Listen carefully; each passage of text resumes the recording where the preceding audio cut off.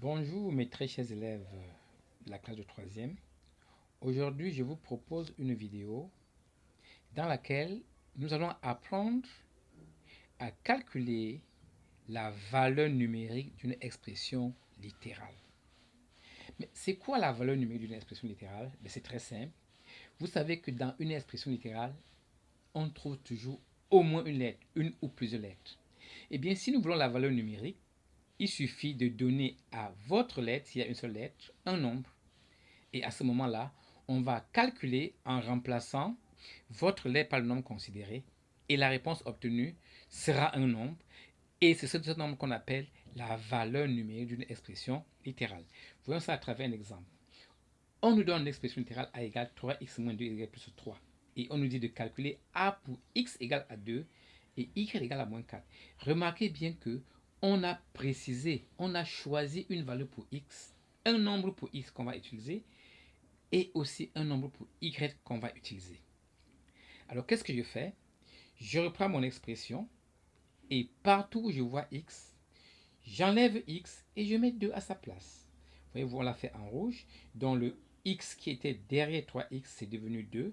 Alors on met la parenthèse pour faire très attention parce que si vous ne mettez pas la parenthèse, on va lire 32 alors que c'est plutôt 3 fois 2.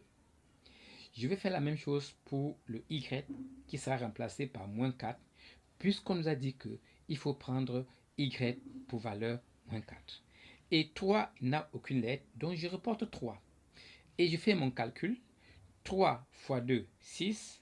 Moins 2 fois moins 4, moins fois moins plus, ça fait donc 8 plus 3. Et donc, on peut effectuer le calcul et on trouve sans aucune difficulté la réponse finale qui est égale à 17. Voyons un deuxième exemple où nous allons encore une fois de plus calculer la valeur numérique d'une expression littérale. On nous donne b égale à moins 3x carré moins 6x plus 7. Et on nous demande, on nous impose de calculer b dans deux cas. Premièrement, on donne à x la valeur moins 2 et on calcule b. Ensuite, on donne encore à x la valeur 0 et on recalcule b. Donc j'ai deux calculs différents à effectuer ici. Alors voyons le premier calcul. Pour x égale à moins 2, qu'est-ce que je fais? Je reprends mon écriture b et je remplace x par moins 2. Remarquez bien que on a pris soin de mettre ce x là, le moins 2 là, en couleur pour qu'on comprenne que partout x a été remplacé par moins 2. C'est bien ce que nous avons obtenu là. Une fois que nous avons remplacé, il ne nous reste plus qu'à calculer. Alors, calculons. Comment est-ce qu'on fait? Il faut faire très attention. Vous avez moins 3 facteur de moins 2 au carré. Je calcule d'abord le carré de moins 2. C'est-à-dire moins 2 fois moins 2, ce qui donne 4. Ensuite, je ferai le calcul de moins 3 par 4. Il faut bien suivre les étapes. Et ensuite, moins 6 fois moins 2, ce qui donne 12. Et nous ajoutons le 7.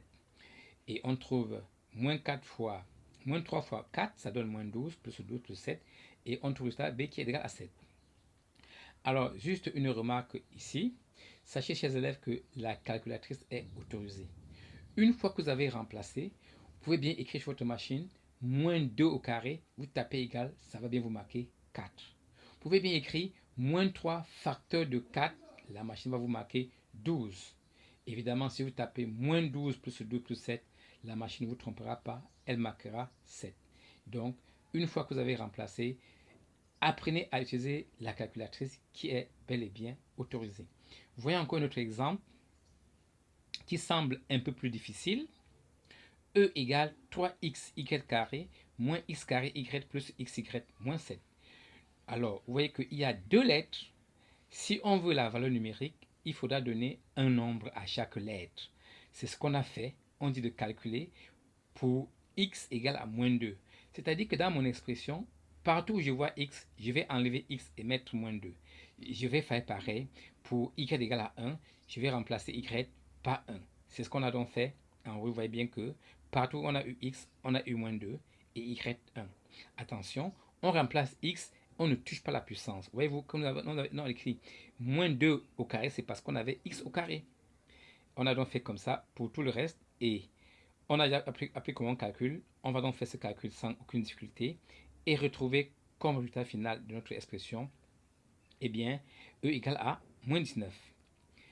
Voyons encore un autre exemple pour parfaire notre compréhension. On nous donne l'expression littérale f égale moins x au cube plus 2x carré moins 3x moins 1. Alors remarquez qu'il n'y a qu'une seule lettre, même s'il y a des puissances qui changent, c'est une seule lettre, eh bien, on veut calculer notre f pour x égale à moins 2.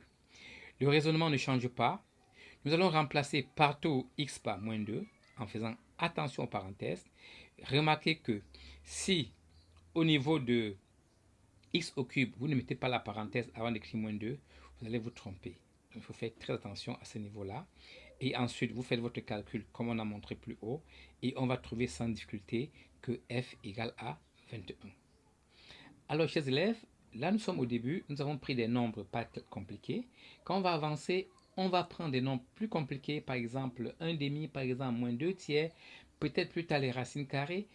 Eh bien, sachez que le principe ne changera pas. Chaque fois qu'on veut calculer la valeur numérique d'une expression littérale, on va remplacer la lettre par le nombre qu'on nous a imposé. Et après, on effectue les calculs comme on a appris à le faire. Aussi simplement que ça. Sachez que c'est une question qui vient très souvent à l'examen. On va vous demander de calculer la valeur numérique d'une expression littérale. Il faut savoir procéder. On veut bien voir comment l'élève a fait son remplacement.